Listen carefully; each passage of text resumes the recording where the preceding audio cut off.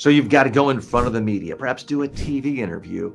How do you come across as authentic instead of someone who seems like they are playing a character of the business person or someone wearing a mask? Well, the key is you need to be comfortable and relaxed. Easy to say, TJ, but how do you really do that?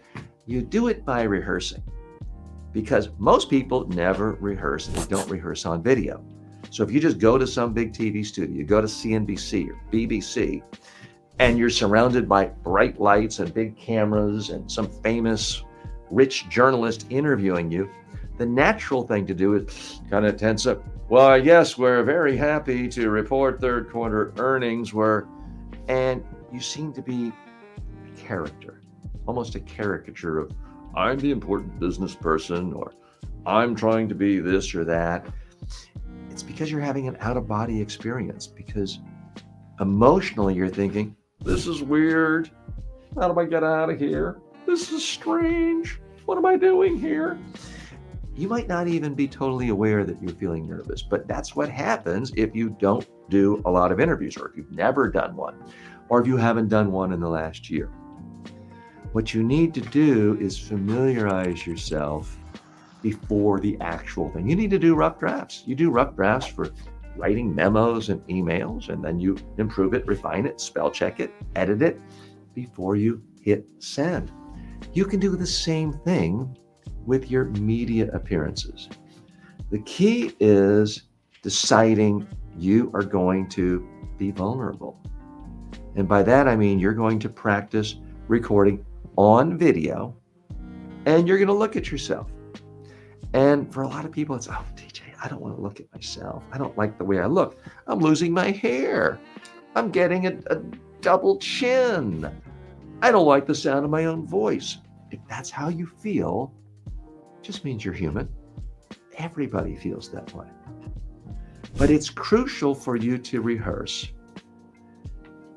and see how you're coming across, because what happens to most people is they rehearse and all of a sudden they see that their voice is deeper and softer and they're trying to sound professional, and they look at it and they realize, who is this clown? Who's he fooling? Nobody. It seems artificial. So you do it again, and it's probably still 90% as bad, but it's a little less artificial because you're not quite as nervous the second time. Do it again. It's maybe 85% bad, but you made a 5% improvement. Every time you do it, the whole thing becomes less scary, less nerve-wracking. It's therefore harder to stiffen up, tense up, and be uncomfortable, because with anything in life, the more times you do it, the easier it gets and the less uncomfortable it is, because what makes something uncomfortable is doing something for the very first time. Driving a car at age 16, or whatever age you were, was probably uncomfortable. If you've been driving a car every day for 10 years, you don't even have to think about it. You just hop in and go. You're thinking about other things. It's exactly the same thing with media appearances. If you just wait until the camera goes on and the reporter's putting a mic in your face or sitting next to you on the couch asking you the tough questions, you're going to act. You're going to act scared, or you're going to act stiff, or you're going to act professional, or you're going to do something that's going to seem a little phony and inauthentic. And you're not going to like the results. It's not going to come across as well. So, a couple of solutions for you. Number one, I know you don't want to hear it, but you really need to. You need to rehearse on video.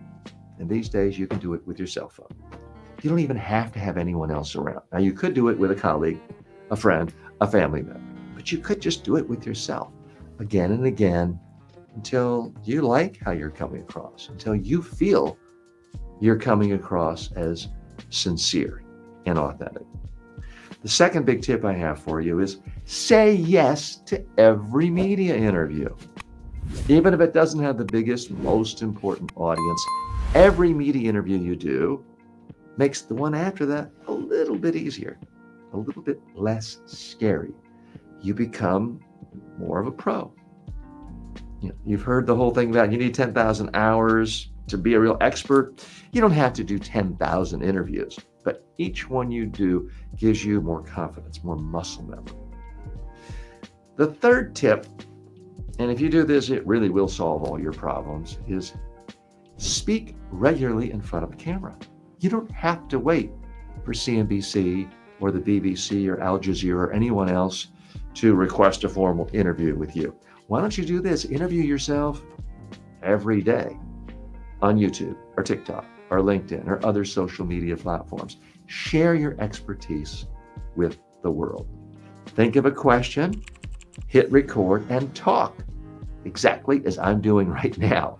If you do that once a month even, you're going to be so much more relaxed and authentic when you're doing traditional media interviews or podcast interviews. If you do it once a week, it's going to be almost impossible to be nervous or stiff or uncomfortable when you're doing other interviews.